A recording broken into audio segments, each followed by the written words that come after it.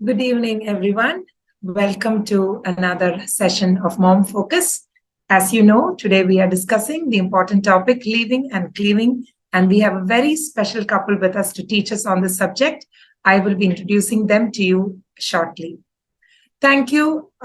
Thanks to each one of you for joining us today. We know that things are getting very busy with the new academic year starting, schools reopening, and summer being extremely hot for many of us.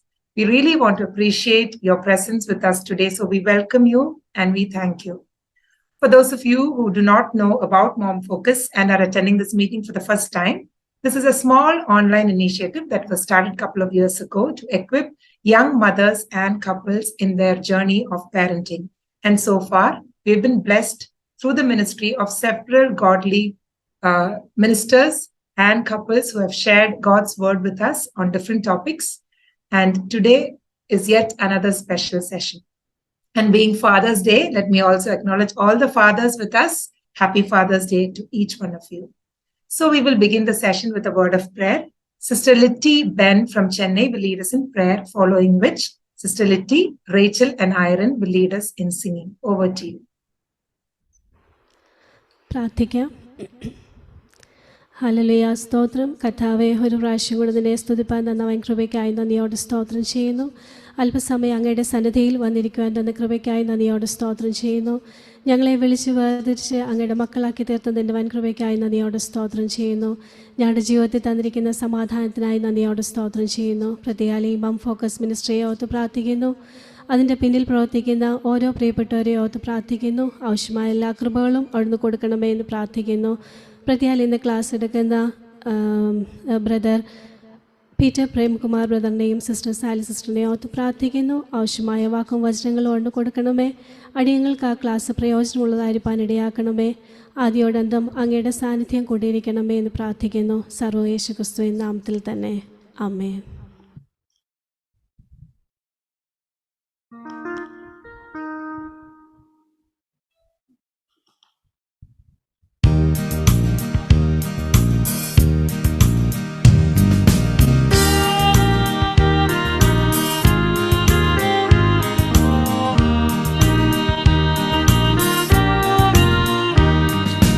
What a fellowship, what a joy divine.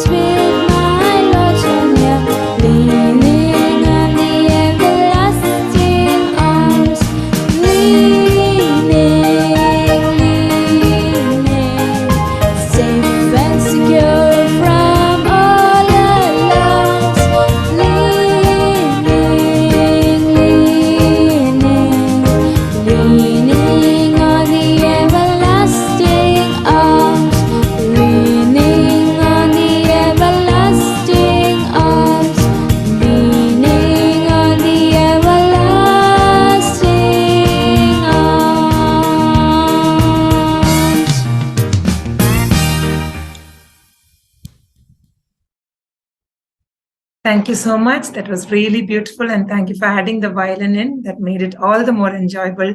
Let us continue to lean on the everlasting arms of our Lord.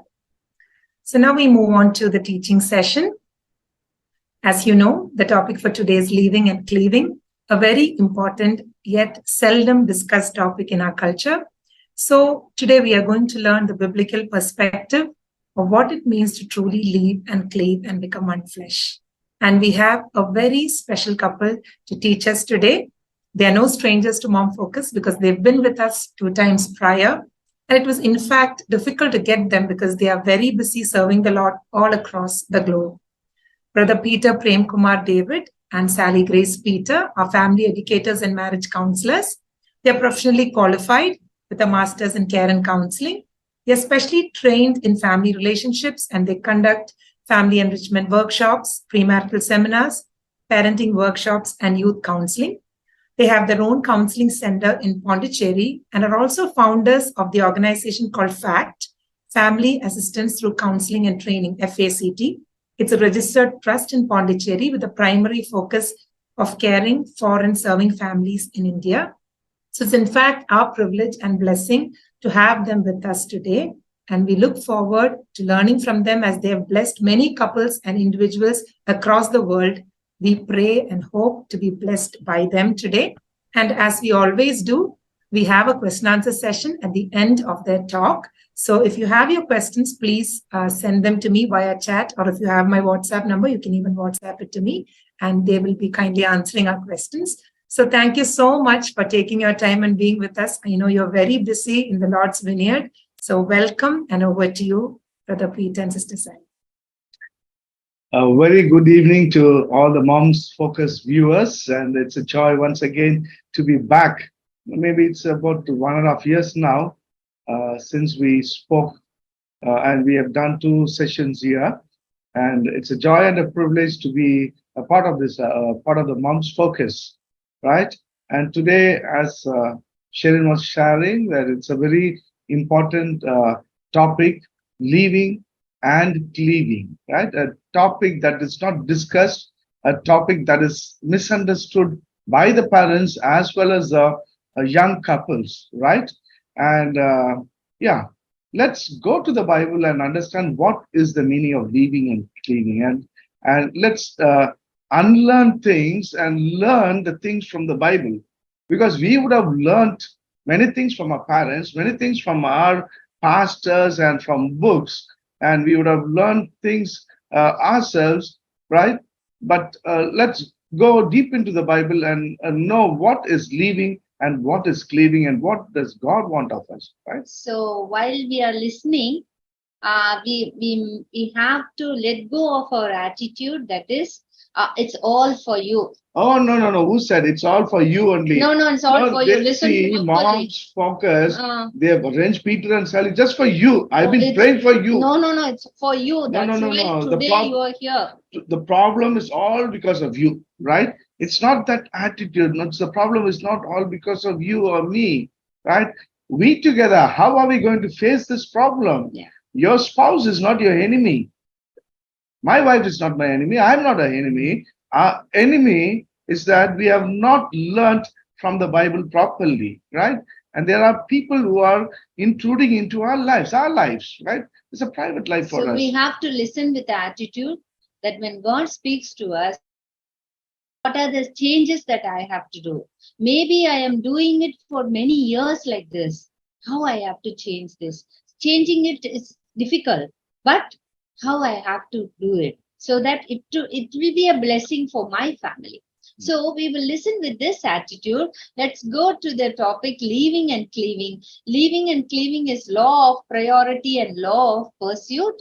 So any topic on marriage is futile without knowing the goal of marriage. Yeah, we spoke about the goal of marriage, the first session. And if you want to know about it, you can go there. Yeah. And again, I ask you, what is the goal of marriage? Why did you get married? Many a times, most of the couples do not know why they got married. They say, it's because my parents forced me. All my friends got married, and I also feel that I need a companion, a friend, right? I've crossed 25, 30, and I need a husband or a wife, right? I follow the society in all these things, but God has got a goal, right? For example, I am roaming the road without knowing where I'm going. I'll be called a madman, right? And she also is the same, right? She walks along the road without knowing where she's going. She will be called a mad woman. How this madman and the mad woman got married. What would they will call us? Mad family. They will call us a mad family, right? Many here listening to us are something like that. Okay. If you do not know the goal or the vision of marriage, then we are mad families. We do not know where we are heading to, where God wants us to go. The goal of marriage, don't forget this, okay? Why you have been united with your spouse is to become one. Genesis chapter 2 and verse 24 says, therefore a man shall leave his father and mother, cleave to his wife, and they become one flesh. The two shall be united as one. That's the goal of marriage. Malachi 2:15 also says that, right? And Matthew 19:6 says, so they are no longer two, but one. Therefore, what God has joined together, let no man not separate. This is very important. What God has put together, don't put your hand there. Don't put your hand there and try to separate them. That's a warning there. Okay. So unless and until we understand the goal of marriage, yeah, we cannot understand leaving and cleaving. Yeah. See, goal of marriage only will make us to understand what is leaving, what is cleaving. Okay. So goal of marriage is true becoming one, and throughout the scriptures, okay, God utilizes marriage as a metaphor to convey his love towards his chosen people, Israel, and Christ's love for church. Yeah. So unless we understand God's love for his people and Jesus's love for the church, we cannot draw principles for husband and wife's relationship. Okay. Yeah. My relationship with my spouse is compared to the relationship between God and Israel, Jesus and his church, Jesus' love for the church. So one important principle for married couples to consider and understand is the intimate union God wants to have with us. This is the basis foundation, okay? Deuteronomy chapter 13, I'll read for you. It is the Lord, your God, you must follow. It's a command, okay? And him you must revere. Keep his commands and obey him. Serve him and hold fast to him. That is, hold fast to him. In another translation, it's put, cleave unto him. Cleave unto your God. Right? Then Exodus 22 says, I am the Lord your God, and you shall not have any other gods before me, and even an idol in any form. You shall not bow before them or worship them, for I, the Lord your God, I am a jealous God. I put some important phrases or words in red. I am a jealous God to understand what is leaving, right? God calls for total allegiance with him. God calls us. Okay. And he wants me to be loyal to him, committed to him, faithful to him, right? You are mine. He says, you are mine and I am yours. Nobody should come between us. No gods, no money, no wealth. Nothing should interfere in our relationship. I love you and I want you to give me the same kind of a love. And that is the kind of a love God is expecting between the husband and the wife, right? How do you reciprocate? Okay. So, for the relationship between God and man to flourish, God demands loyalty and commitment. And so does this relationship, the husband and the wife's relationship. If it has to be nourished and if it has to flourish, there needs to be 5 commitments, right? As God said, I am the Lord your God and you cannot have any other gods besides me. There are 5 conditions. There is no need of calling conditions. It's commitment expected from the husband and the wife. Right? That we see in Genesis chapter 2, 18 to 25. The first commitment is accepting your spouse as God's gift, or we call it law of possession, right? Ownership. I own my wife. Leaving is the law of priority. Cleaving is the law of permanence or pursuit, right? United, become one flesh means the law of purity and transparency. The fifth commitment is being transparent in the relationship, law of prudence. Okay. So, but today we are going to concentrate on the two commitments that God is expecting in the blueprint, right? Out of the 5 commitments. Leaving. What is leaving? In Greek, it is called katalelepu. It's a very difficult word to pronounce. In Hebrew, it is called azab. Azab. Azab means to set free, to give up the right, to relinquish, to abandon, to leave behind. So it's a very strong word, to abandon, to relinquish my right over my parents and my parents, their right over me as soon as I get married. Like the moment I held her hand, I said, I am your husband, right? They got to relinquish the right over me. That is the meaning of it. Okay? To leave and in other words, you can say to leave the immediate circle. That is psychological, emotional, and financial. Breaking away from parental ties to sever one relationship to establish another. Okay? Coming into a new authority structure. Okay. We'll see into the verse 1 Corinthians chapter 11 and verse 3. We'll explain about the verse later on. Okay. There are 2 verbs used in the Bible for priority, one for the husband and one for the wife. In Genesis chapter 2:24, the verb that is used for the husband is leave. For this reason, man will leave. Okay, so it is given, man will leave his father and mother and be united to his wife, and they will become one flesh. And for the woman, from Psalm 45:10 it said, forget. Right? Listen, O daughter, consider and give ear. Forget your people and your father's household. Why? 2 different verbs, one for the man and one for the woman, right? Because God knows our psyche. Okay. Our inner self. He made us. He knows how we behave. So, Peter. Yeah. See, I don't know why you are taking all decisions with your you never consult with me, You never discuss with me. I don't know, after marriage this is happening. It's been many times that I'm telling you that this is not right, that you always take decision with your parents and then you come and execute here. I don't like this. Yeah, Sally, I want you to understand. Okay? I'm telling you, I want you to understand my parents are older than you. And for the past 30 years, they have taken care of me. They have fed me. Okay, they have given me education. I'm in a good position now. And I'm married to you, right? For me, my parents are very important, right? Oh, is it like that? Yes. Then why you got married to me? Right? Why you got married to me? Why did you marry me then? No, that's what I'm asking. No. You want the priority. Oh, no. This is all wrong. Yes, so am I. See how you were fed and you were educated, you were brought up. Likewise, I was also fed, educated, brought up my parents. But you have left your parents and you have come behind us now. You are into our family. Okay, my father is head of the family, my mother is head of the family. We have 2 heads.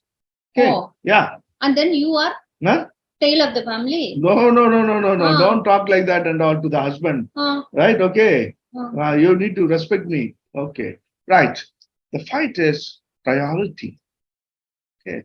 For the woman to leave is easy, right? But to forget a household is very difficult. Okay. When the wife gives importance to a father and to a family, the husband feels threatened. For example, see, Peter, why are you doing like this, Peter? What happened? See, my brother will do better than this. Oh, your brother will do better than I, right? Yeah. Okay. See, my father, if he takes up that the work, he will do plan and he will do very good, I don't know why you are doing like this. You never come to their standard, Peter. I don't come to this standard.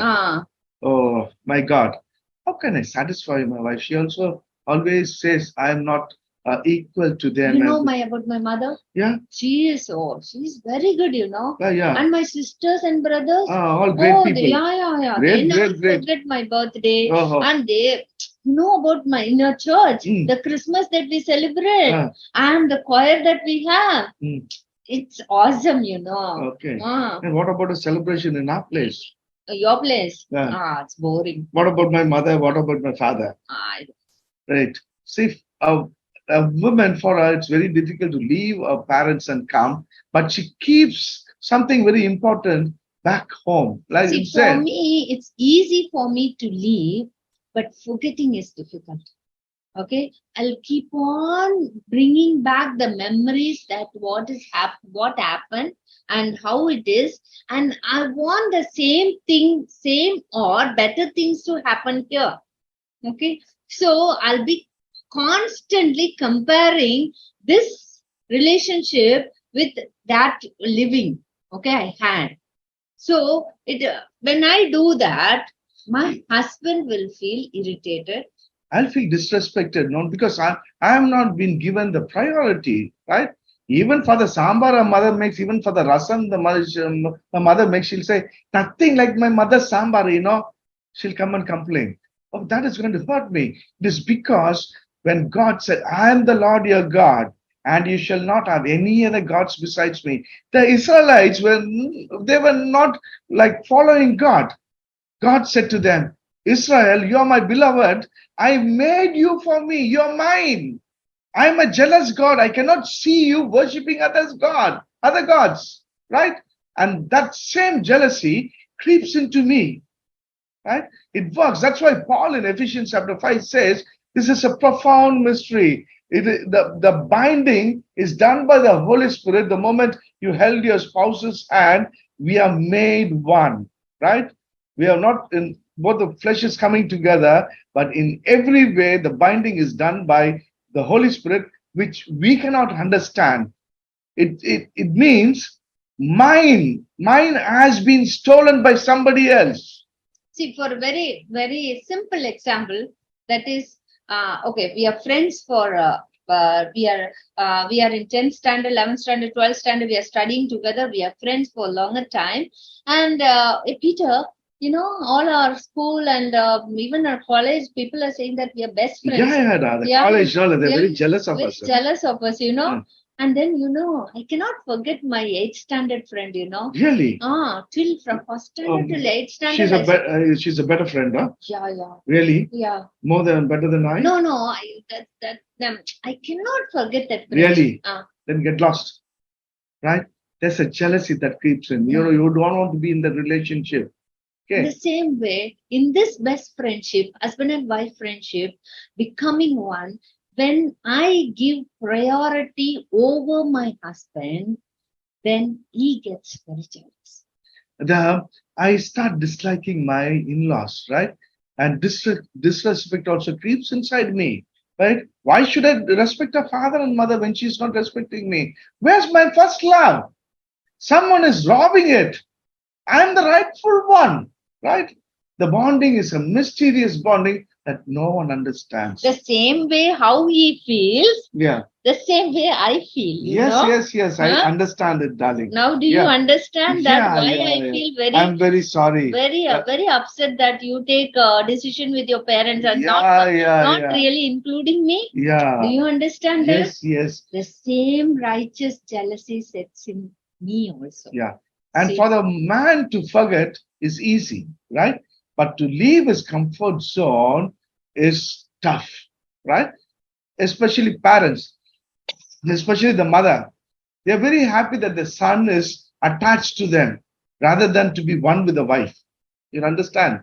So they give all the comfort and what he needs, whatever he wants, the mother and the father give and it's spoiling him. Right? Especially for boys, okay, mom, it is like normally, okay, son, I will take care of everything. Okay, son, we will do this, we will do this for you. son is happy. Okay, they are doing. Why should I get involved? And why should I break my head? He wants to be in the comfort zone doing nothing, and the parents use it, right? They want to have a control over the son. Okay, over the son, okay, but they especially want control over the daughter-in-law. Okay, and this creates havoc between the husband and the wife.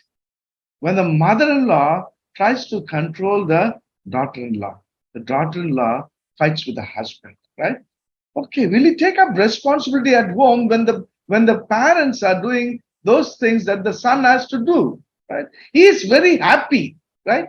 He is an irresponsible man. He doesn't want to take care of his. He doesn't want to take any responsibilities, okay? Because every responsibility is taken care of by his parents, right? And life becomes very comfortable for him, and he forfeits his headship, and that's a wrong thing he does. 1 Corinthians chapter 11 and Verse 3. verse 3. 1 Corinthians chapter 11 verse 3 says, "Now I want you to realize that the head of every man is Christ, and the head of every woman is man." Right? Listen carefully. Okay, understand carefully. Now I want you to realize that the head of every man is Christ, and the head of woman is the man, the husband. Okay, is the husband, not the man, is the husband. Okay, right. So And- before marriage, Hmm.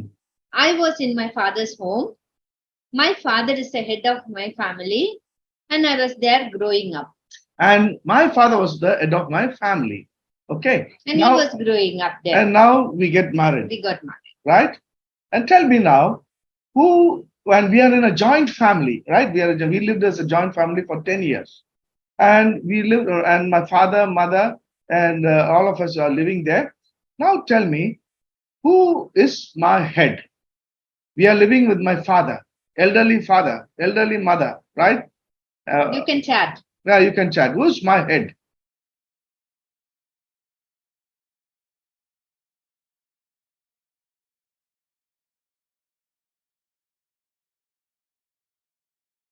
Christ. Good. Sure. Jayashree, good. Right, Okay. right, Everybody says Christ. right. Christ is the head. Right. Especially, I see this from just women. Yeah, Ranjini and Ambika and all those sisters. But not one man has answered this. Right. I think they're thinking it is the father. Right. Who's their head after marriage. No. This is very bad. If you think that your father is still the head of your family, you're bringing disgrace to Christ. The command of God is the moment you hold your spouse's hand, right? You, the man, becomes the head of his wife. I come from that headship, my father's headship. Okay, I forget my family and come to this unit, this new unit, that smaller unit that my husband and I, that here my husband takes the headship.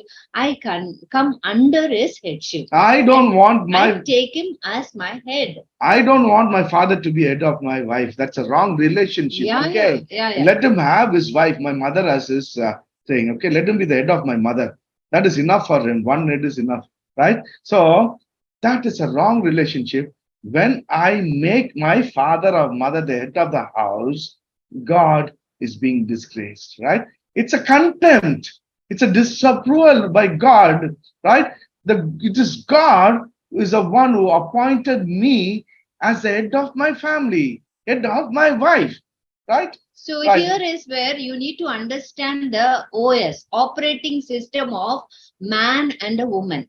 Immediately when God created man and woman, God put in us the operating system, OS. You know what is the operating system that In the computer, in the mobile phone, we have OS. We call OS, operating system is Android mobile, Windows, and this Microsoft Office is a thing, and then Linux. Yeah. So many operating system is there. Without the operating system, the laptop will not work. The cell phones will not work. It's very important. Okay, right. as soon as a baby boy is born, God puts in him the operating system of headship, right? But many babies, even after babies, when they grow up into a man, they feel that they don't have the operating system is not in them because they're not connected to God, right? The headship is an operating system inside a man. So Only it will work when you connect to God. yeah, right. Without the power, it will not work, right? The operating system of a woman is to follow the leader. Genesis 2:18. Okay, she has to come under the headship of her husband. She has to organize herself under the leadership of her husband, right? When I am the head, right, naturally, because of the headship that God has put in as a helper suitable for me, right, a heart longs to look for a leader in me, a bold leader like Christ, right? She doesn't want my mother to take the leadership. She doesn't want my father to take the leadership. Because my operating system struggles, that is, I expect, oh my God put in me the operating system to follow the leader. My husband should be a leader. And if he is not taking the leadership, if he is not taking the decisions properly, and all these things, I struggle. Yeah. See. And what does her OS expects from the husband as a helper suitable, right? She expects me to take all decision making, right? And for including, I have to include her because she's my helpmate. See, Peter. Yeah. What shall we do with this? Okay, I got arrears, and see this time in my office, people are discussing that we can invest money. Yes. Okay, it's not that all the time we will spend the money and then later we regret. Yeah. Let us invest in something. What do you think, Peter? Let's discuss. Fantastic idea. Even I got my arrears done. Oh, is it? And also some bonus. I think I thought of investing. Together we can do something, no? Yeah. Nice idea. One thing, see, my father is a banker. My mother is also a banker. Now they are very good in this investment and all these things. Papa, let them be. It's okay. But I have to go and consult with them. They have experience, right? And they will give us good ideas. So you don't have any ideas? I have ideas. I have ideas. So why don't you discuss that idea? And I want my parents to be part of the decision making. You can't take any decision all alone. See, I'm seeing you from the beginning of marriage. It is like that. You go for years. It is like that. You are not at all growing.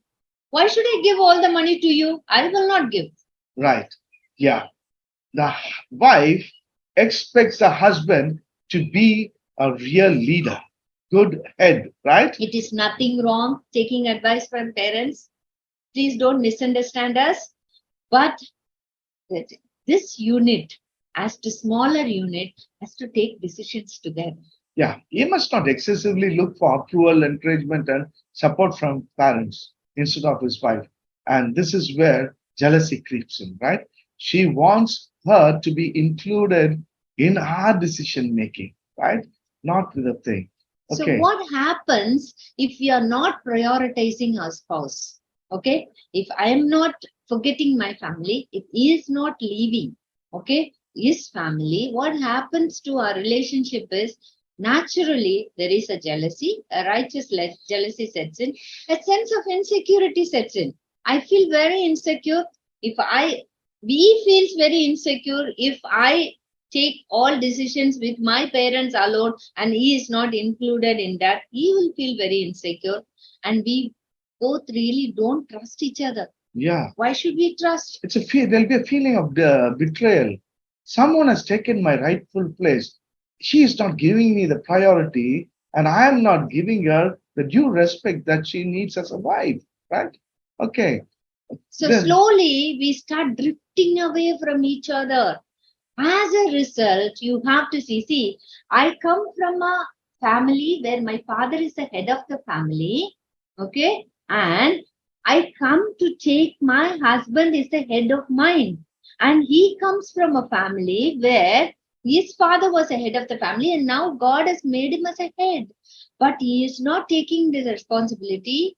And what happens, oh, my head is not taking responsibility. Why should I be in this kind of a difficult thing? My previous head was good. So let me go back. Yeah. So both of us, as a result, we try to seek comfort and love from Yeah. our own parents. It's a kind of a passive oppression, She tells me, include me in the decision making. I am your wife. I'm your first priority. Then I just keep quiet, right? I think that my father and mother are somebody equal to God. Okay. It's a passive oppression. It's violence, right? The goal, again, I'm telling you, the goal of marriage or the command of God for marriage is the two shall become one. The husband and the wife onely. And repeating it again, only. Okay. Husband and the wife only, right? Not 3 or 4 becoming one. The mother becoming one with the son, the mother becoming one with the daughter, or the father becoming one with the daughter or the son. That is not the real meaning of becoming one. Okay, so we need to reprioritize our marriage. My spouse becomes my first priority. My wife is my first priority above every other relationship. That's including my father and mother, right? My parents, my habits, my hobbies, my addictions, career, my desires, right? You understand that? My wife is my first priority. My husband is my first priority Well, over everything. Yeah, everything we included habits, hobbies, addictions, career, and desires. Okay. So how we have to understand practically, as we said again and again, the goal of marriage to becoming one. And marriage is a covenant relationship. Yeah. In a covenant relationship, God is there in our midst of our relationship. It's a triangular relationship, right? God, husband, and wife. You see the picture there? As the husband and the wife grow closer to God, they come closer to each other. As we move towards God, Yeah. right? We become one, right? And we become one with each other, right? But now, my parents, my mother or father pulls me towards her or him, and her parents are pulling her, Sally, towards them, right? What happens is we go like this. We just get We are away. drifting. Okay, we are drifting. What's happening when we drift? The more we drift from away from each other, we go away from God, right? Understand? I just want to warn the elderly couples who are watching this thing, right? It is a command of God that the husband and the wife has to become one, right? Don't, right, mothers and fathers, don't try to become one with your son or your daughter. It is a sin. It is a curse, right? It is a curse. You're fighting against God. You're bringing disgrace to God's name. Okay, you understand? If you're fighting against God and if you're going to separate your son and your daughter, it is a curse, and God will treat you in a way you need to be treated.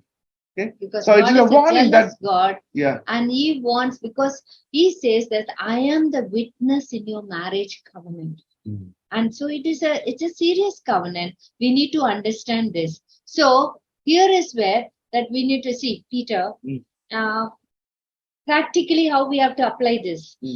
Peter, yeah. Mommy is poking nose in everything, Peter. I can't manage, Peter. It is so difficult, Yeah. See, whatever I do, she has the final word to say. Okay? See, even making sambar. Oh, she says that the vegetable needs to be cut like this, it seems. See, let it be, Peter. Let me do it both my of you use the same dal, no? Same dal. Let me do it my own way. Why can't? See, I'm also working. Sometimes my cut, maybe it's not the same like what she is cut, how she is cutting. Let it be. Why can't she accept that? Yes. Okay. If husbands are listening to us, right? Like there may be many other problems, serious problems also, right? And between your This wife is very and simple thing. very simple, yeah. So when you get something like this, your wife comes and complains something like this, right? Okay, what will you do? one thing is, three things a man will do. Okay. One, he will fight, okay, with his wife, or he will fight with his mother, right?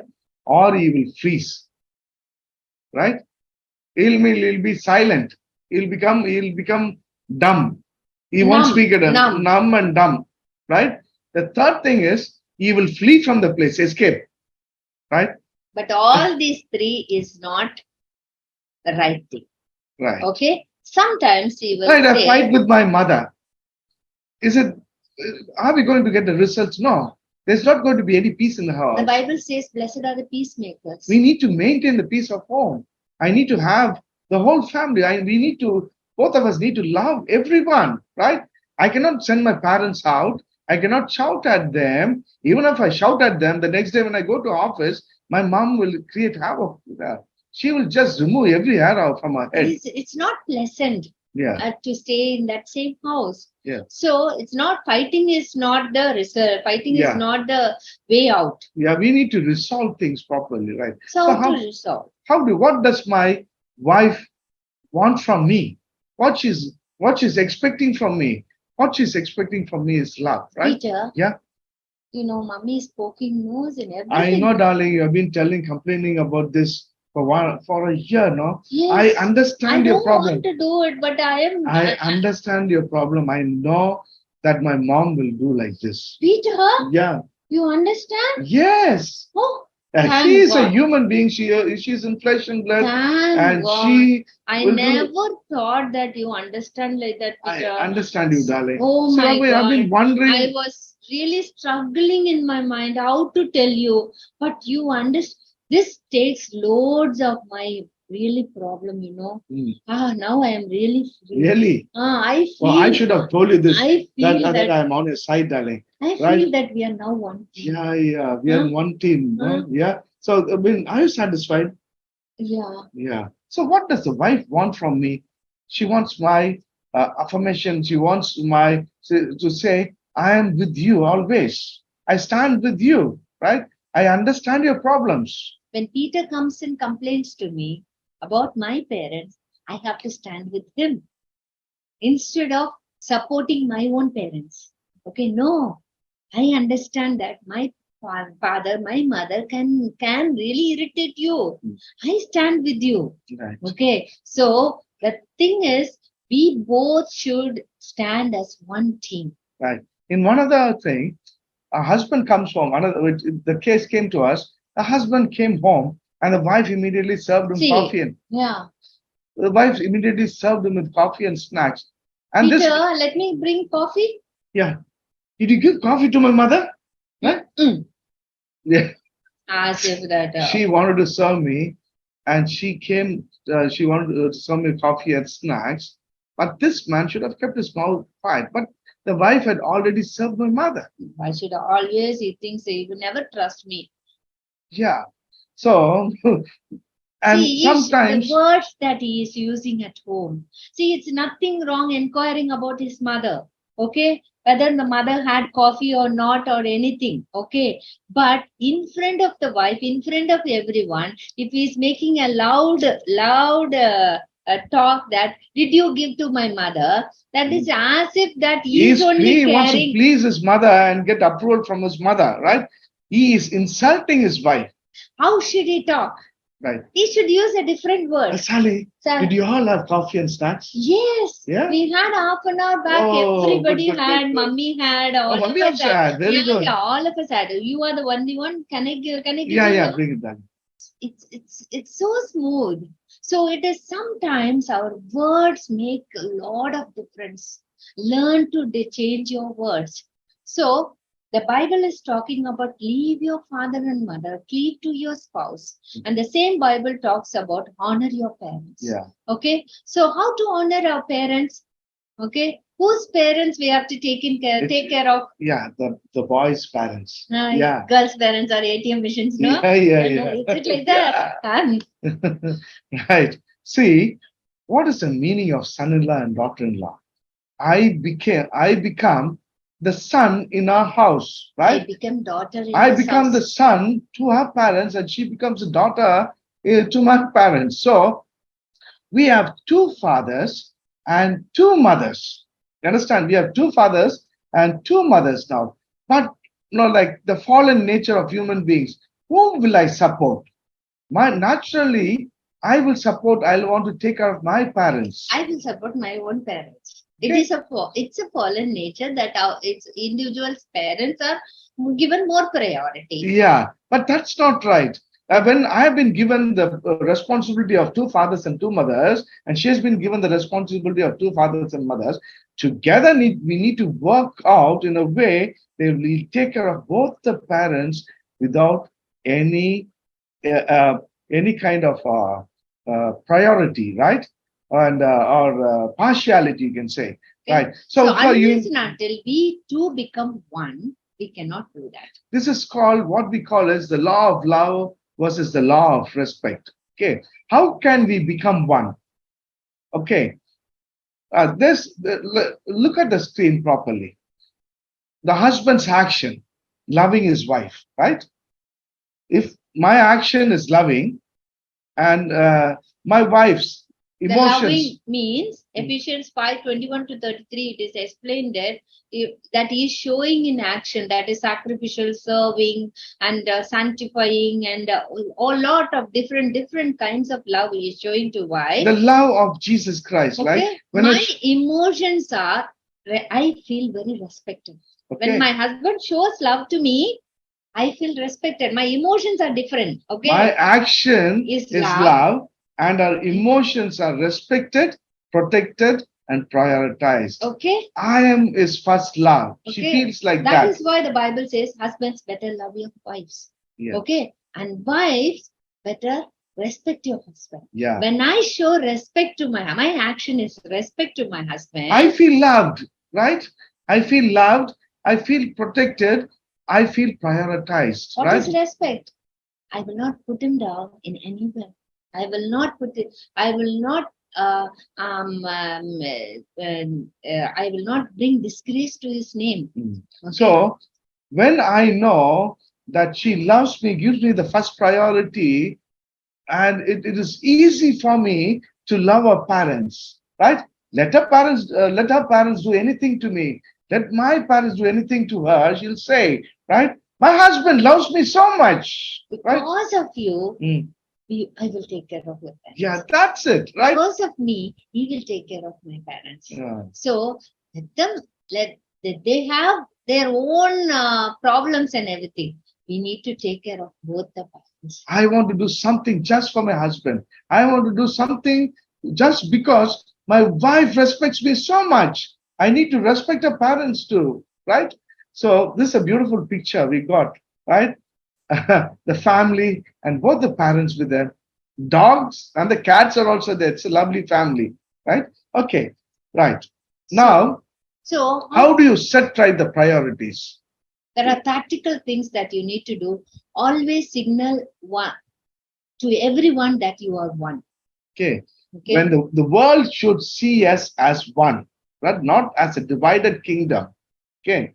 If we are a divided kingdom, our parents can get in, the sisters can get in, my brothers, relations, friends, colleagues, pastor, anybody can get in between us. It will be a ruckus.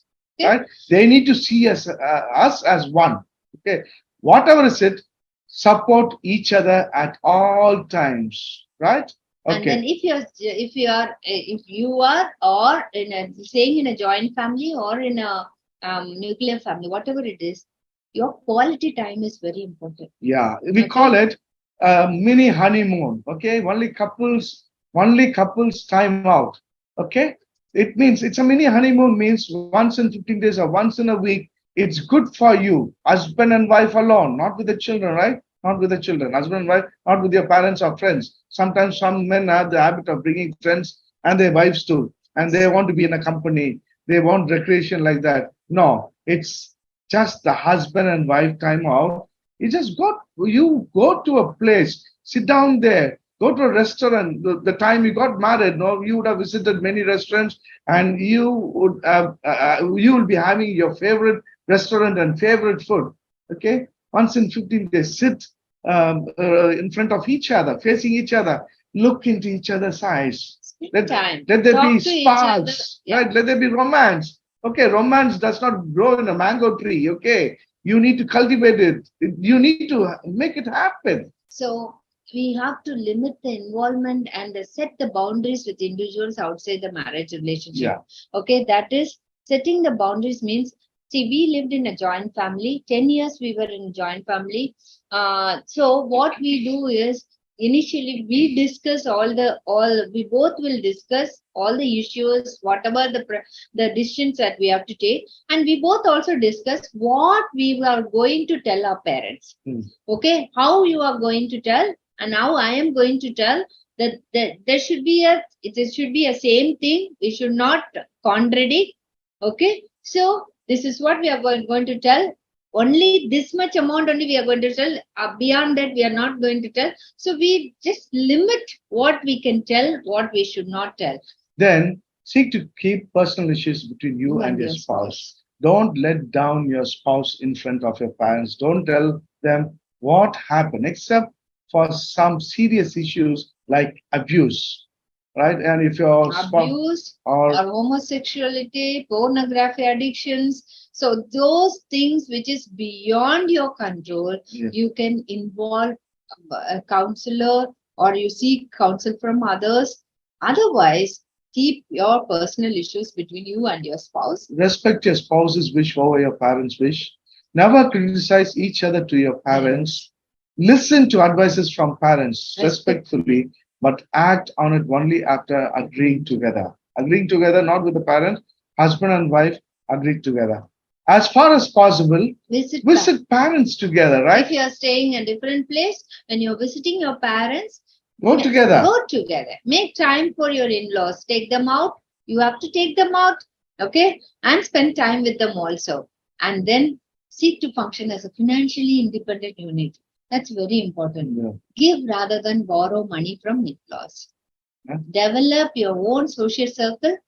And Because your parents' friends, okay, instead of your parents, they're all going to be friends, but you have to develop your own friendship circle too.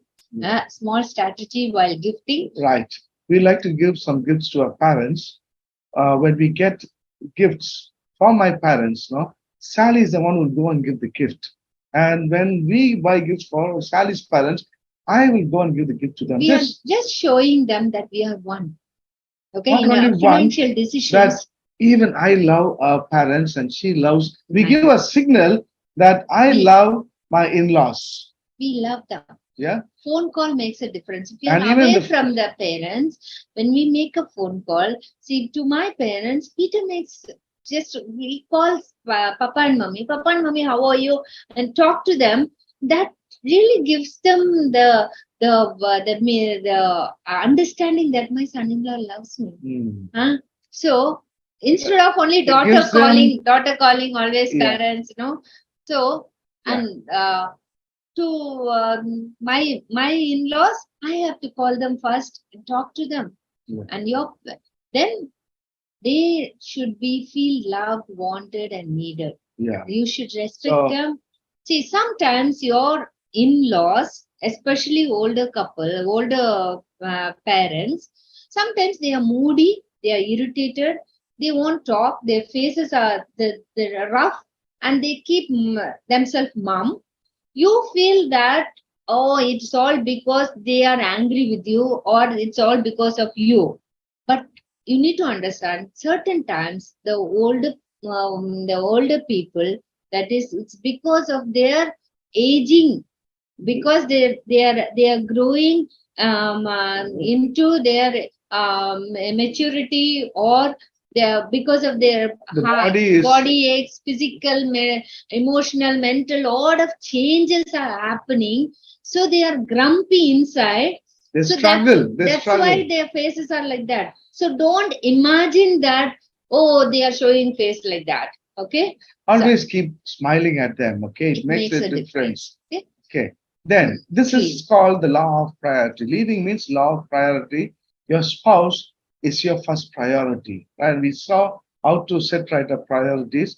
Then cleaving is an active choice. It's a choice. Okay. Active choice of the husband and the wife of choosing to work together towards a strong and happy marriage. In other words, to harmonize, right? To harmonize or synchronize. Yeah, I think you would have seen the swimming, no? It's called synchronized swimming or something like that. In the competition, or we complement each other with all our differences. Okay, with all our differences. So I'll answer your questions once we finish the session, right? So cleaving, the bug and Greek Hello. it means cement together. Right. For example, when we two make a papers. house, right, to take two papers, put glue to both the papers, stick it, dry it, and try to separate it. What happens? Right? Not one paper tears, both the papers tear. A part of this paper will be sticking here, a part of this paper will be sticking here. It means, cleaving means law of permanency. Marriage is permanent. If try to separate, both will have problem. That's the meaning. Okay. You get hurt if you try to separate, you live away from your spouse. That's the meaning of it. The other one is, other meaning of it is to catch by pursuit. To catch by pursuit means you don't give up. God is telling us, don't give up on your marriage, right? Because this relationship reflects our nature, right? The triune Trinity, the triune nature. This relationship reflects the relationship between Christ and the church. It's a holy relationship.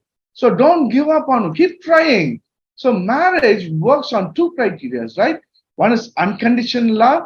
The other one is unconditional forgiveness. Whatever happens between them, we need to work on it. I should not give up on my marriage, right? So the law of pursuit means hard work. If we are to stick together as one and show to the world that we are one, right? Then So we need to put hard work. That is sharing of life experience, feelings, thoughts, ideas, beliefs, and then bodies together. And we have to accept our spouse's views and ideas. And that's where our friendship grows. Wow, you think like that, I think like this. Okay, how we can put it together? So it is a hard work. And then the thing is, this can also create tensions. No, like each Because- one comes from different traditions. We have cultures, backgrounds. Right? Parents are different. Their views are different. We have learned so many things, right things and wrong things from our parents, from our friends, from our different education. it is like a grafting, no? So we are grafted together. Why we are grafted together? To give many fruits. Like mango grafting, two different mango plants are taken, okay, and you see the picture that this is how it is grafted. Why grafting is done? Because the yield there'll be an earlier yield. Right, in 3 years, or 2 years, the mango tree will start giving fruits, right? And not only that, the fruit will be very tasty and you will have plenty of fruits. For a better tree, so they started grafting. So marriage is also like that. We come with baggages, we come with luggage, we come with all different views and ideas. Take all the things, good things together, put together, right? Work hard on your marriage to bind it, right? So when you bind together, you cannot be separated. It's like a pillar. When you make a pillar, you need iron rods, you need Sand, cement, blue metal, and all this water. You made the pillar. Now I ask you to break the pillar and separate the sand from the blue metal and the rods from the blue metal and the sand. Can you do it? No.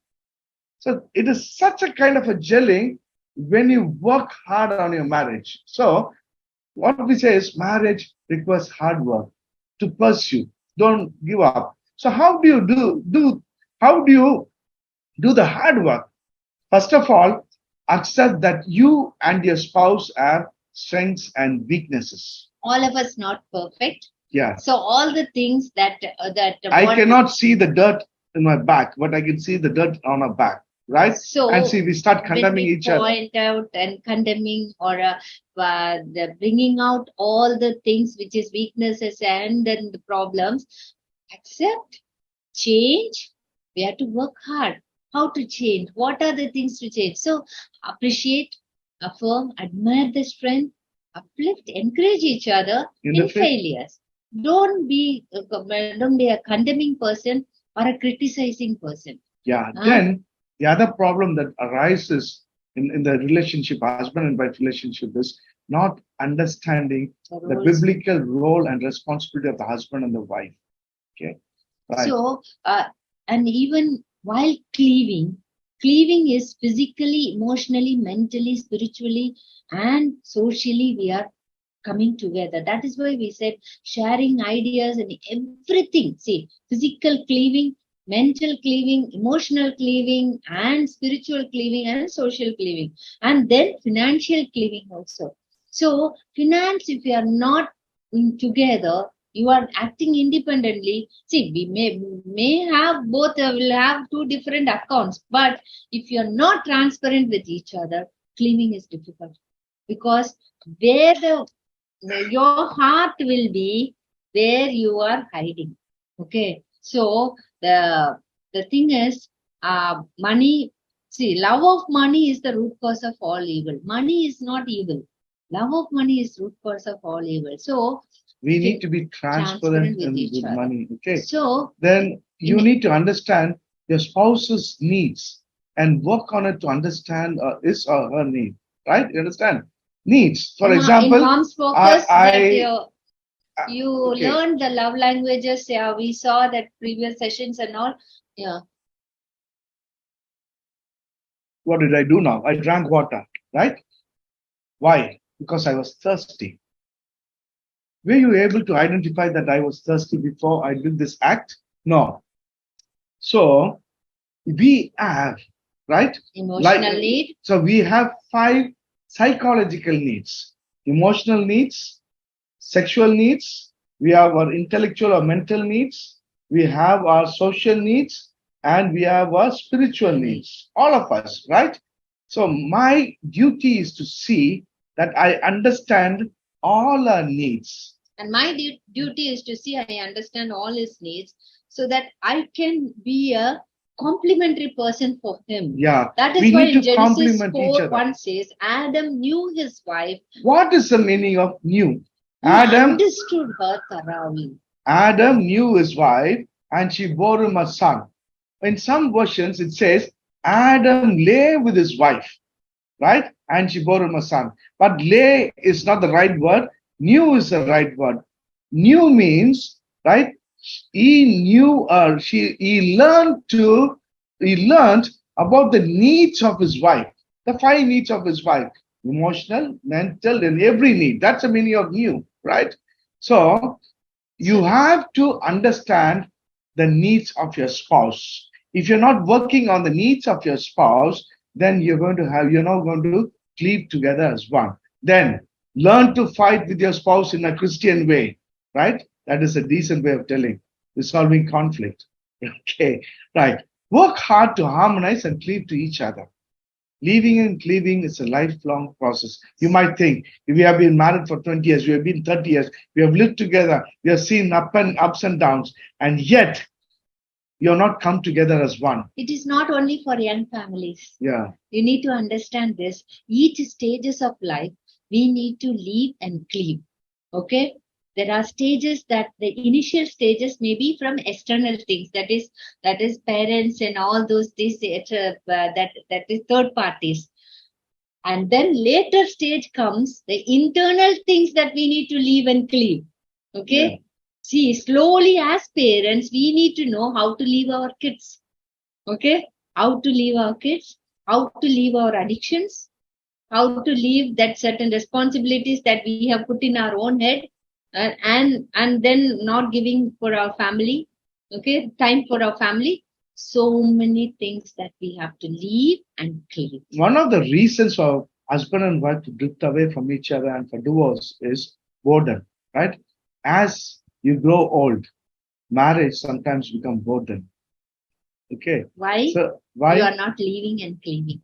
And you're not working on your marriage, right? So don't allow boredom to creep in your marriage. So leaving and cleaving. It does not mean to abandon your parents, but the moment you take your spouse's hand, the priority belongs to your wife, to your husband. Our sincere advice to parents who are listening: learn to leave your kids. Don't poke your nose into their decisions. Yeah. Okay? Especially when they are married, when they take a decisions, they may flop. Let them flop. It's okay. Let them learn from their mistakes. Why you are poking your nose into that? Don't do that. Okay? So it is law of priority, law of pursuit. Or work, hard work. Okay. So we have some questions. I think let it be how to love and maintain healthy. May God add His blessing to this verse. So I have a doubt. My husband never calls my parents if we are far away, and many times skip to call his parents too. How can I make him to do that? Okay. Right. Could you shed some light on how to love and maintain healthy communication even when in-laws involved beyond the limit? So here the first question is, see, that is why it is said marriage is a hard work. Endurance. We need to endure it. The thing is, he is not calling and is not making the first step. So here is where that, okay, is not making it. Let me make the step and I will give to him. Hey, see, Mama and Papa is talking. Say hello to him. Yeah. So like that. So that will help him to talk also. And not Sometimes only that- he is in a different world, or he's thinking something different. So he's not concentrating on the things that what we are doing. Right. So help each other. Before he makes a call to his own parents, you rush. You make the call to his parents, right? And say, hey, I'm talking to your parents. Talk to them, right? That can be another initiative that will help him, that he needs to make a call to your parents too, right? Show him that you love his parents, right? Don't hate his parents because he's not making a call to your parents, right? You do it. You show love to his parents. And that love can change it, because love is a character of God. You keep on showing and he cannot just keep quiet. He will change. Okay? Right. Then could you please shed some light on how to love and maintain healthy communication even when in-laws involved beyond the limit? Okay. So here is where husband and wife, you need to be open with each other. Keep communicating to your spouse. This is what I see. It is not that your parents did like this. You have to communicate that I feel I am lonely here. I feel I'm not included here. You have to share your feelings to your spouse. Okay. So that let him understand, let him understand that you are struggling and he has to give importance to you and he has to keep boundaries. Okay. So keep talking your feelings to your spouse instead of your parents always do like this. See, your parents are, see, now also they are doing. So it is accusing. Okay. Instead of accusing. Don't go and fight with your husband, right? Don't shout at your husband. The more you shout at your husband, he will drift away from you, because respect is important for a man. That hurts his ego, right? The more you shout your wife, she is also going to drift away. Right. So how do you communicate to your husband, right? In a very gentle voice, say, I feel that I'm not given the priority. In a very gentle voice, I feel that somebody is coming into our life. Personalize your feelings, right? I feel like this, I feel like that. That is how you put across things to your spouse. Keep communicating. Do never stop communicating to your spouse. Right? I have received a few questions. Can I ask? Yes. Yeah. So in a marriage where the wife has no support from her spouse, how does she handle finances when she's totally inexperienced in that area? She is too scared to make errors. This is the question. In a marriage, when she does not have total support from her husband, right? how does she handle finance? Okay. We usually tell there should be transparency between the husband and the wife. There can be two earnings, but the tank should be one. The inflow into the tank, right? It should be a one tank, and the outflow also one. Okay. And the husband and the wife should know how much is coming in and how much is going out. Okay. If the husband, the question is, right, how can I handle the finance if I'm inexperienced? Yes. What I understand is that she wants to hide something from her husband and finance and handle finance independently of her. Says she has no support from her spouse, so maybe she is the breadwinner. She is only the breadwinner. Okay. Yeah, no support from her spouse. Yeah. Right. He doesn't give money for the family. Yeah, that's what It's not clear. Yeah. It's That's not what clear. it looks like. Okay, Yeah. whatever is it, if it is So- not clear to us, we also cannot give a right answer. But this is what we guess, right? Maybe. Okay, so there's a clarification, brother. Both are earning, but he doesn't reveal anything regarding his finances. Okay, so that is not right in a marriage relationship. So here the wife taking all the initiative to manage everything, then all the more that he gets the idea that he doesn't need to share. He becomes Okay, he becomes more irresponsible. So here is where she has to leave some that you need to take care of this. She has to put down her foot down and say that this is what you have to do as a husband. Come on, let us do together. What is your view about this? Okay, all these things she has to discuss with him. If he is not listening, okay, if he is not listening, prayerfully, okay, let her talk to him. And then if furthermore he is not listening, both of them Need help. Need help. Yeah, thank you so much. We've got a few questions now. The next question is, to what extent can we take advice from parents, and what should be our attitude with spouse when we ask for advice from parents? Okay. Right. See, the thing is, we can take any advice from our parents, whatever it is. Okay, any advice from our parents. But before asking advice from our parents, we both have to discuss. See, Peter, so we are thinking of moving from this place to another place, no? Yeah. Okay. Should we consult our parents for this? Why? Yeah, we are thinking of moving, Mm. but we spoke about it, no? Yeah. We spoke about it. It's for the good of our family. We Mm. thought it's moving away from this place into a new place and into the new job, right? And we thought our children will have better education and all this. We have already spoken about it. Then should we go and talk to our parents? That is one thing, right? Yeah, but we need to tell them that we have taken a decision that we are moving, right? Oh, okay. After we finalize everything, we are going to tell them. Yeah. Okay. Yeah. And then we will ask their opinion. If they say that why we are moving, what shall we do? Well, yeah, we can tell them this is the decision we have already taken, right? And we are going to abide by the decision we have taken. So before talk to your parents, you get into a conclusion that what you're going to talk. If they talk like this, how you are going to answer? Okay. So it is better. See, it is like it's a pure good friendship. Right. When you think as a best friend, when you take your best friend, 12th standard friend to your home, how you talk? Hey, come on, yeah. You orient your friend, Yeah? right? You tell about your parents.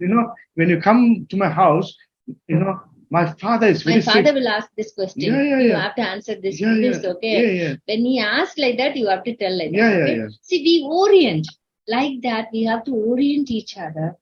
This is what we are going to talk. Okay, if they talk like that, we can tell like that.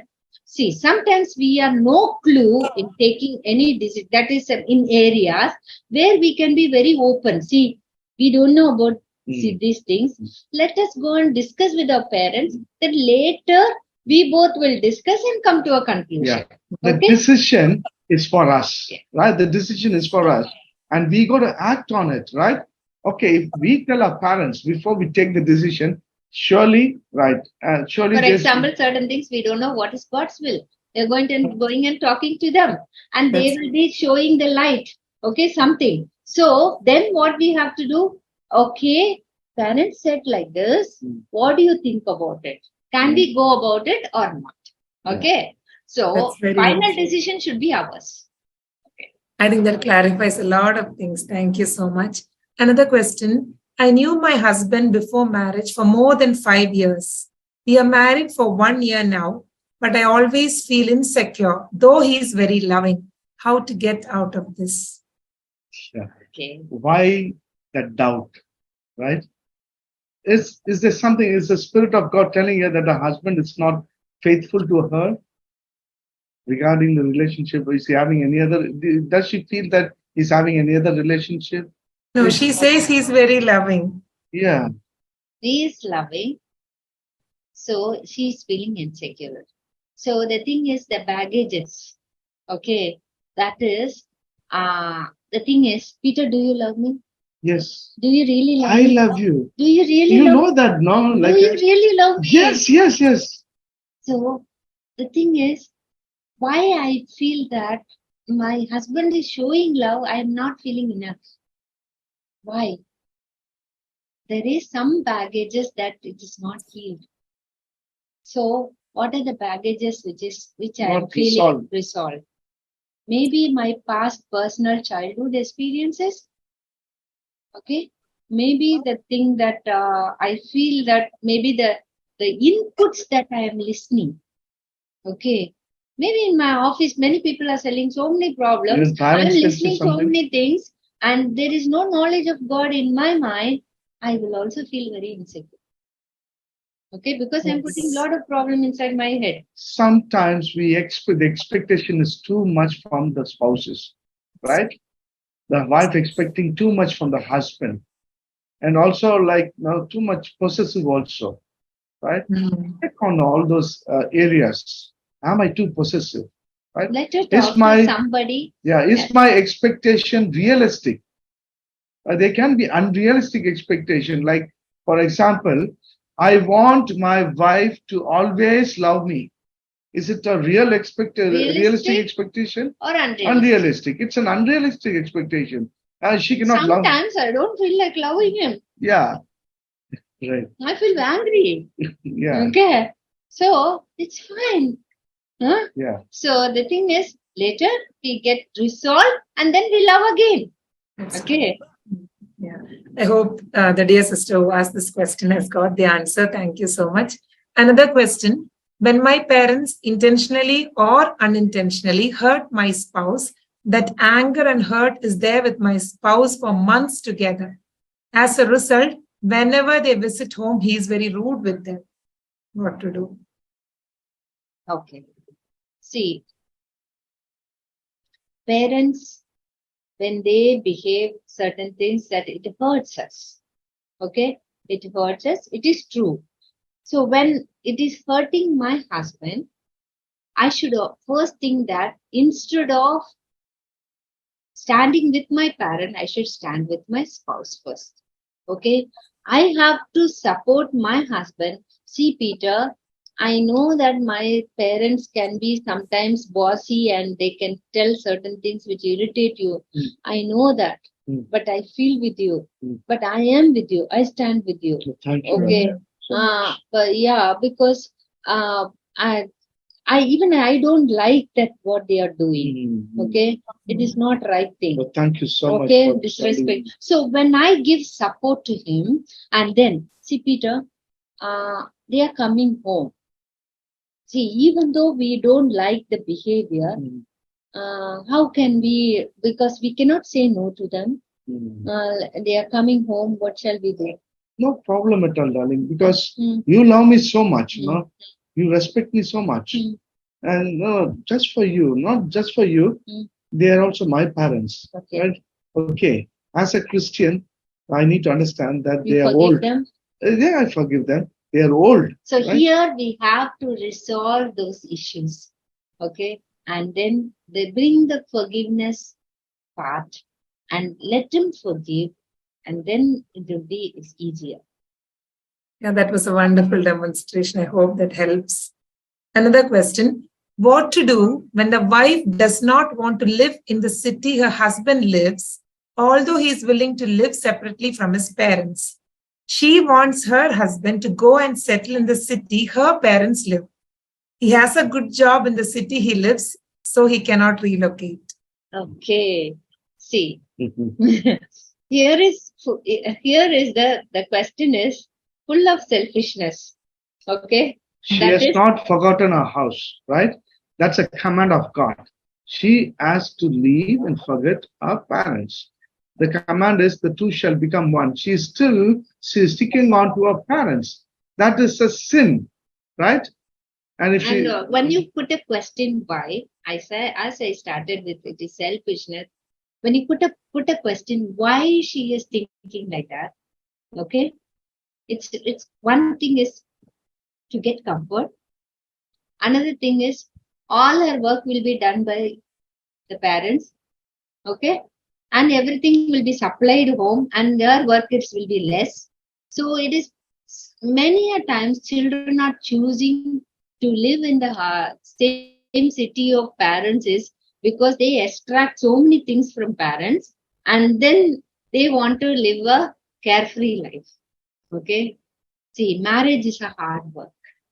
It's not. See, and also want to tell you, young couples, don't make your parents work for you so much. They have done so much. Leave them. You have to also leave them. Let them also enjoy in their old age. Don't extract them and putting pressure on them, leaving all your kids with them, and then making them to work till their death. It's really a sad part. Okay, you have they to work need for your retirement from their work. They need rest and retirement from the children also. Yeah. You're matured enough to take care of your own children. And you're matured enough to take care of yourself, right? So for why that girl is thinking like that is putting all her whatever is a burden she wants to put on the family. So she need both of them they need a counseling. Okay. There's a similar question saying, we are both working, so our parents, I don't know whose it is, our parents take care of our children. They are small. Because they take care of our children, they think they have a say in the decisions we make. How to manage this? Exactly. Exactly. So because they are, so you are getting work done by them, and they have also they should also realize that they can only help them a short while or a little time. See, you're enjoying the privileges given to you by your parents. They're taking care of your children. So they're taking advantage of the situation, right? So that's a thing, right? They want something in return. They want to have control over you. So don't allow that, right? And on the other side, the husband and the wife should have boundaries. They should have their own values, right? For the children, the disciplines that they want to have for the children. You have you set things right. Okay, when you have a plan for your children, right? If you're leaving them with your parents, your children are not going to learn from you. They're going to learn from your parents only, right? And as grandparents, I know grandparents will surely spoil the children. There'll be too much of right, pampering. It's not that spoiling. See, the thing is, we have two kids. We brought them up. Once I know that I know a little bit of parenting, my children flew away from our hands. Okay, because by the time they are grown up, only I am thinking that I know a little bit of parenting. Now, what I know, I want to invest all on my grandchildren. Yeah. Okay, so I become extra sweet and extra nice. So the extra sweet and extra nice become problem for the grandchildren. So the thing is, here the question is, my parents, they are having control. So here the couple should make a decision what to listen, what not to listen. That's all. Okay, let them give advice. Don't disrespect them. But you take a decision together. Thank you so much. I think many of us are struggling because we will not be able to finish all the questions. We have way too many. So I'm just picking the most relevant ones. My husband will not discuss anything with me. For example, if he buys a bike, he's telling me it is my money. I can spend my money. I know everything. I can manage. What to do in this situation? My way, my style, right? Okay. My money, my way, my style. It's not marriage. It is once you say I do, it is our money, it is our vision, our dream, and our desires. Okay. So maybe I may not know about bikes. It's okay. But he has to discuss with me. I'm going to buy a bike. This is going to be like this. When he explained to me, we both own together. Okay. So the husband needs to understand. See, why he is doing that is maybe he is not taught. Is not taught like that. He was independent like that before. He's still acting like that. So I don't know whether is a businessman. Usually businessmen have this idea, like they have been operating their business as an individual and no one was involved in it. He was under no one, right? As in the case of other jobs. But he was acting independently, and when he got married, maybe he's showing his power like that. He wants to be independent even after marriage. He doesn't want to discuss with his wife. But he has to realize that when he discusses with the wife, and each and everything will be together, will be owning. Okay? It's not your money and your things and your bike and all these things. It's our bike. Okay? So we both will enjoy celebrate the gift that God is going to give us. So it is better that we discuss and go ahead. Thank you. There are two questions on joint families. I'll read them together. Okay. Who should be the head in joint families? When the son gets married, the new couple continues to live with the parents in their house. So practically, the parents continue to be the head. How can this be dealt with? That's one question. Another question is, should a newly married couple continue to be part of the joint family? Can you read the second question? Should a newly married couple continue to be part of the joint family? Let me answer the second question first. Right? It's a decision of the man and the woman whether to live with the parents or not. Right? If the husband feels that he needs to live separately, away from his parents, and the wife agrees on it, that's fine. There's nothing wrong about it. Okay? Maybe they need more freedom, they need more privacy, and they want to know each other better in a separate place. And the second question is... The first question says that in a joint family, who is the head of the family? We spoke about it. 1 Corinthians chapter 11 and verse 3 says, the head of the husband is Christ, and the head of the wife is the husband, right? Even if you live in a joint family, you cannot allow your mother or your father to become the head of your wife. In the joint family, the regular system is the father is the head of that family. But you are in that joint family, this is a separate unit, okay, in that joint family. So this unit as the leader, that is, my husband is the leader. So, see, it is like a structure of a institution. The institution, a manager will be there. There will be the team leaders for the different teams. Okay, like that, he is my team leader.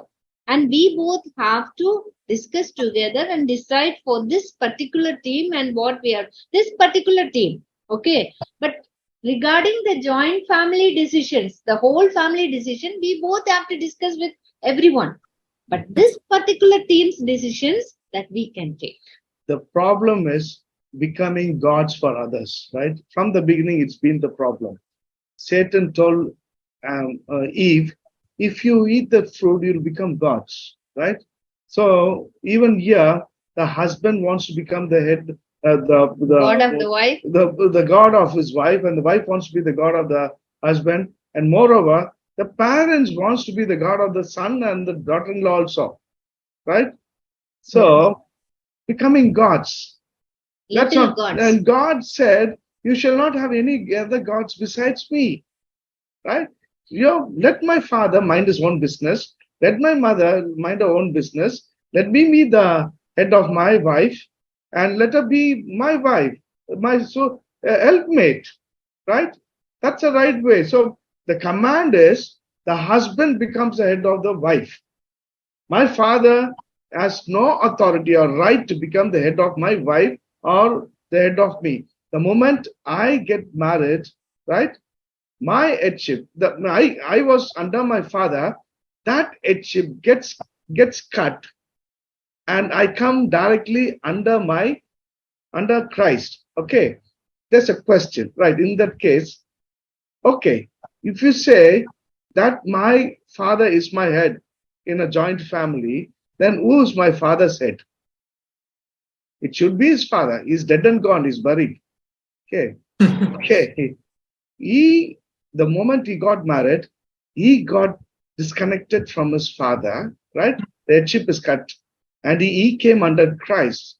And he should use the same rule for me. The headship, he cannot rule over me. I come under him, under Christ, right? And that's a command of God. If we don't keep that command, it becomes a cursed family, a cursed pattern. So when we live in a joint family, my father and mother, they are one unit. We are one unit. Okay. And then if there is unmarried children there, they are under the father and mother's care. Okay. So they will take decision for the unmarried children thing, and they may advise us, but we have to take decision on our own. Okay. So here is where the common decision for the bigger joint family, we as a smaller unit, we can give input. Okay. These are the way that we can make necessary changes. Okay. And they have to also accept that now the children are like a new unit. We have to adopt and accept them as they are. It's a big change. It's not easy. See, it's not easy when you live in a joint family. People will show faces. When you take decision on your own, and as a new unit, people will not talk to you. They will mistreat you. Don't feel bad. Obey God. Obey God. Right. Your parents are God's command. It's a choice. It's a choice. That they are showing face, or they are doing this thing, that is for a short time. Once they understand that you are obeying God and you are following God, automatically things will settle. Thank you so much for that encouragement also at the end. Yeah. So I'm going to skip a few questions, but 2 questions. Can I just ask together? I know time is running out. Yeah, these are from 2 sisters, I believe, who are really struggling. So I'm just asking those questions.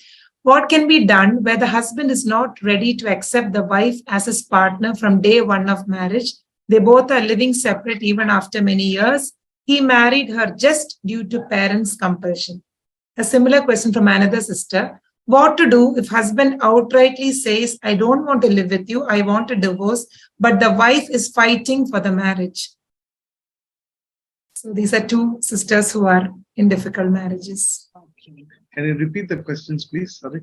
What is the first question? The first question is, the husband married the wife only because of parents' compulsion and he has not accepted her as his wife. The second one also, the husband says, I don't want to live with you, I want a divorce, but only the wife is fighting for the marriage.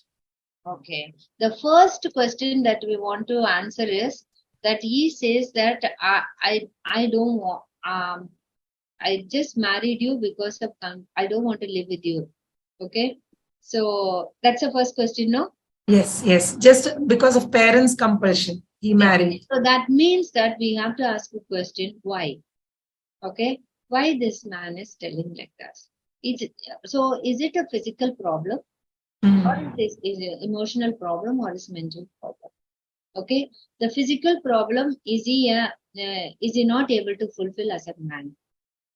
Okay, Is he having is he problem having with the problem sexuality? sexuality? It's Okay, important, right?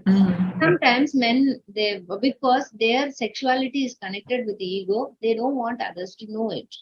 Okay, so they will act like that.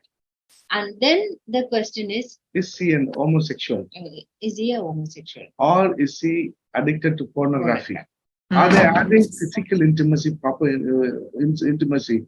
Why he's not able to accept her as his wife from the first day? I don't mean, is it a physical rejection, sexual rejection, or any other rejection, right? So if it is something, if the marriage is not consummated, Then it's not a marriage. it's not a marriage, it's null and void, right? The quote says that, and 1 Corinthians chapter 7 and verse 3 says that the husband body does not belong to him, it belongs to the wife, and the wife's body does not belong to her, it belongs to the husband, right? Render your body as a benevolence to your spouse. That means I have to give my body as a gift to my spouse. If he's failing to do that duty, it's a duty and a command of God. If he's failing to do that, then marriage becomes null and void. It is like an unbeliever. It's a divorce. So the thing is, we are not supporting divorce, but unbelieving husband wants to leave. The Bible also says, let him leave. Right, the thing is, but if he has got some problems regarding his sexuality or his orientation, right?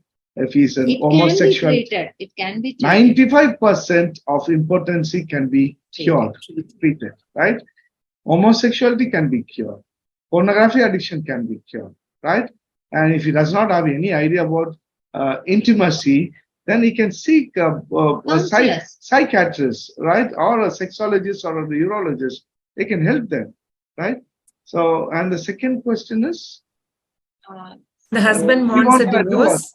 Yeah. Yeah, so, but the wife is fighting for the marriage and staying. Yeah. Why? What is the reason? We don't know the reason he wants a divorce. So it is not a general answer, okay? There is a lot of hidden things that we need to work on. So a coin has got two sides, right? We are getting something vague. My husband does not want me, he wants a divorce. But what can we say without knowing the husband's side? Why does he want a divorce? That is the thing. Okay, he's not happy with her, and due to fights, he has quitting behavior. I just got an explanation. Okay. So he has a quitting behavior. So because of fights. So here is where fights can be resolved. So he is not able to take fight as a how to fight fairly. He doesn't know. We know a person that is who is very dear to us. He never fights with his wife. We asked him why. Because for us, it is very strange. Why he is not having any argument with his wife? Because wife argues with him. Okay, but he will not argue. And the wife laughs, no? Whenever I start an argument or some discussion, he goes into a shell. When we asked him, why are you doing like this? He said, this man takes a position that is, whatever you say is right. Okay, tell the wife like that. And he just give up the fight. So we asked, why you are giving up your fight? You have to discuss because she needs to know your views. And he said, when he was small, when he was about 6 years old, the mother fought with the father and left them, right? He and his brother, they grew up without a mother. So he's so scared to start an argument. So the background matters. Was his father a very strict man, always crushing him? Maybe not able to. So there are so many things for him to learn. So both of them, if they seek a counselor, it will be good. Yeah, I think that is really helpful. Yes, because we have very limited information from the questions. Yeah, I think that is, I think, dear sister, maybe as Brother Peter and Sister Sally suggested, you can seek help with a counselor. So thank you so much. Because of the time, I am actually skipping over 2 or 3 questions that I received at the end. Thank you so much, brother and sister, for your time and for teaching us. Me personally, I've never heard this topic taught so clearly in all these years. And I'm sure that all of you have been blessed by this. We pray that God will use you much more in the days to come. And may many families be built through you. And just looking at the number of questions, I know that this session was extremely beneficial. And we also hope that many can watch through YouTube and also be blessed.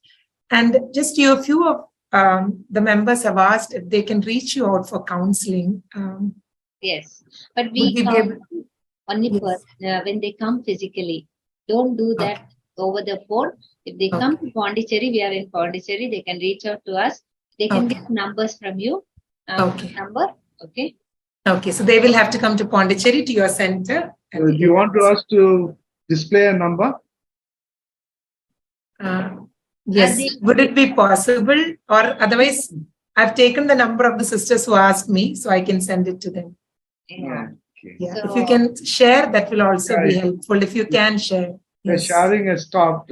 Can you help? Okay, is it? Yeah.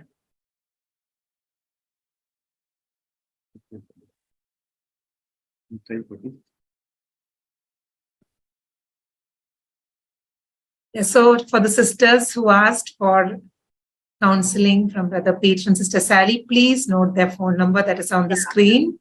This is on the screen.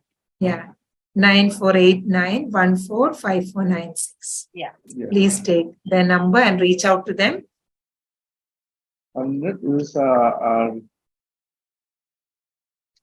okay, the Gmail ID is also given. So that is also really helpful if you want to reach out. Yeah. So thank you so much. May God abundantly bless you. I am personally blessed, and I'm sure that each one of you are blessed too. So I'll quickly introduce the next month's session to you and the ministry before we leave. So the next session will be on July 16th, 2023. That's again the third Sunday, 5 p.m. And the topic will be the family altar. Mr. and Mrs. M. Krishnaya from Hyderabad will be leading this session. So please join us and also share the word with others who would be interested to join. If you need any more information about the ministry, or you have any questions, queries, you have topic suggestions, please message us at 944-7795-836. This is Sheba Sam's number. Please take note of this number. You can also email us at momfocus2020@gmail.com. We are also there on Facebook and Instagram. And most of you are familiar with our YouTube channel, Mom Focus. If you have not visited the channel, kindly do so, because we have the sessions of all the previous months uploaded there as videos, and we have also some extra sessions. So if you would like to take a look at them, please go to the YouTube channel and also subscribe, so you will be updated with all the content that will be posted there in the future. If you have any personal counseling needs, you can message this number on WhatsApp. That's my number, 8978-306903. And if you need any specific counselors for any specific issues, we can also guide you to trained counselors in different areas. So kindly reach out on this number.